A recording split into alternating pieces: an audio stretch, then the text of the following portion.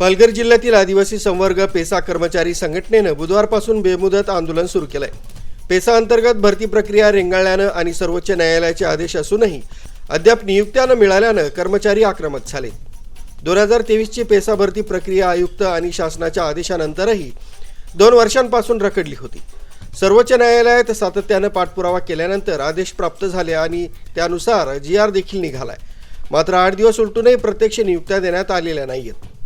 त्यांच्या जमिनी बाधित होणार आहेत, म्हणजे शेतकरी बाधित होतो। त्याचबरोबर बऱ्याचशा ठिकाणी स्थावर जंगम मालमत्तेचं नुकसान होणार आहे, घरदारं जाणार आहेत, लोकांच्या विहिरी जाणार आहेत, झाडं तुटणार आहेत, म्हणजे मोठ्या प्रमाणावर नुकसान अपेक्षित आहे। त्याचबरोबर ह्या रस्त्याच्या निर्माणानंतर जे जुने नाके बसलेले आहेत, प्रामुख्याने मनोर आहे, मधल्या याचा विचार केला तर अनेक गावं आहेत, त्या ठिकाणी नाके आहेत। हे नाके साधारणपणे 100-125 वर्षापूर्वी बसलेले आहेत। त्याच्यावर जर आताचे नियम लावले या पद्धतीने तर ते नियम बरोबर होणार नाहीत। ज्या पद्धतीने समृद्धी मार्गाच्या निर्माणानंतर सरकारने नुकसान भरपाई त्या ठिकाणी दिलेली आहे, तशाच पद्धतीची नुकसान भरपाई आम्हाला मिळाली पाहिजे आणि त्यानुसार तसा पत्रव्यवहार आम्ही केलेला आहे।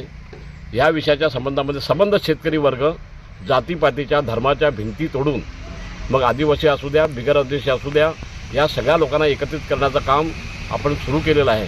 आणि आज ह्या ठिकाणी एक अत्यंत चांगली बैठक झाली की ज्या बैठकीमध्ये आम्ही या संबंध दुधरपा रस्त्याच्या संबंधामध्ये त्र्यंबकेश्वरला वेगळा न्याय, जव्हारला वेगळा न्याय, मोखाड्याला प्रत्येक गावात वेगळा न्याय अशी गोष्ट झाली नाही पाहिजे, ह्यासाठी आम्ही संबंध शेतकऱ्यांचं आणि ज्यांचं बाधित होणारे खऱ्या अर्थाने छोटे व्यापारी आहेत त्याच्यामध्ये त्यांचं देखील संघटन आम्ही उभा करण्याचा निर्णय केलेला आहे। आणि एक वाक्यतेने आम्ही सगळेजण एकत्रित येऊन सरकारला सांगणार आहोत की आमची जमीन जुमली जर तुम्हाला घ्यायची असतील, आमची घरदार जर तोडायची असतील तर त्याआधी आम्हाला पहिल्यांदा भूसंपादन केलं पाहिजे आणि तुम्ही नुकसान भरपाई काय देणार आहे त्याचा खुलासा केला पाहिजे। 17 संवर्गातील या उमेदवारांवर मोठा अन्याय होत असल्याची भावना एका कर्मचाऱ्यानं व्यक्त केली आहे। जोपर्यंत कायमस्वरूपी नियुक्ती मिळत नाही तोपर्यंत हे बेमुदत आंदोलन सुरू राहील असा स्पष्ट इशारा संघटनेनं दिलाय।